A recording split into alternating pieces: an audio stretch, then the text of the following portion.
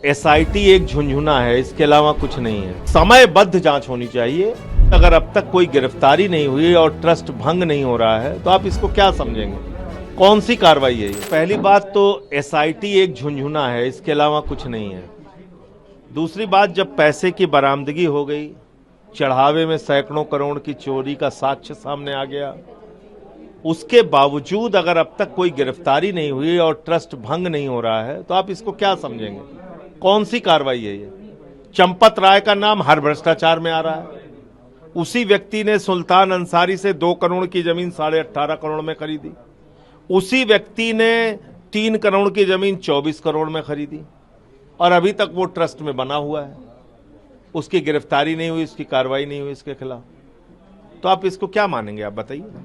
Sir, Akhilesh Yadav ने जब से अयोध्या मामले को उठाया तो उसको लेकर के ओपी राजभर भी उनके ऊपर तंज कसते हुए रिवर फ्रंट घोटाले का जिक्र लगातार करते आ रहे हैं, तो इसको किस तरीके से देख रहे हैं? देखिए, ऐसा है कि ऐसे हवाई बातें करने से काम नहीं चलेगा।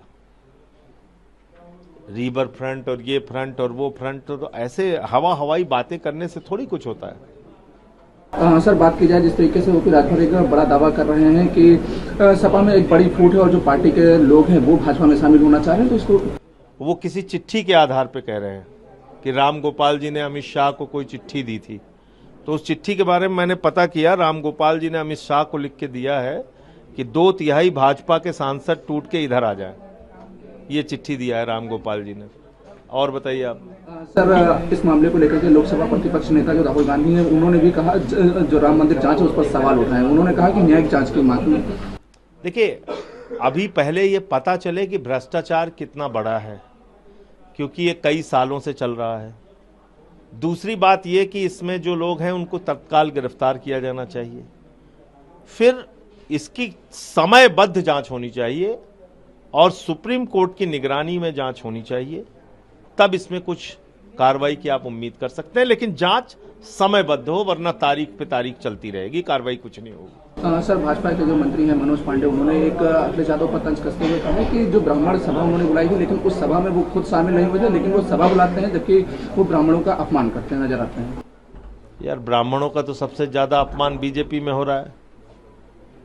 ब्राह्मणों का सबसे ज्यादा अपमान तो बीजेपी कर रही है। उसके 365 उदाहरण आपको मिल जाएंगे।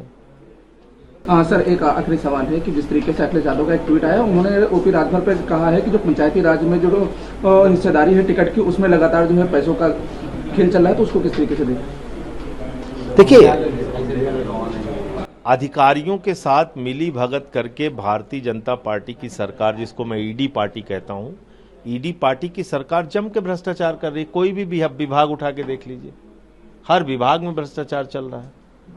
तो ओपी राजभर का विभाग उससे अछूता थोड़ी है। सर, पश्चिम बंगाल का आखिरी सवाल है कि वहाँ पर जिस जगह पर नमाज पढ़ने को लेकर के सड़क पर अनुमति नहीं दी जाएगी, लेकिन योग को लेकर के जो है वहाँ पर पूरा रास्ता जो एक हफ्ते के लिए बंद किया गया, तो इसको लेकर अब ये रोज ऐसी ही खबरें बनाएंगे। मेरा असल सवाल यह है कि बंगाल में क्या करने के लिए आप आए हो? बुलडोजर चलाने, गोली चलाने, मारपीट करने, लड़ाई झगड़ा करने, बवाल करने? क्या उद्देश्य क्या है आपका? बाकी योगा ठीक है, आप योगा कराइए, उसमें कहीं हमें कोई दिक्कत नहीं है। और एक जो गवर्नमेंट होती है उसका नजरिया सेकुलर होना चाहिए।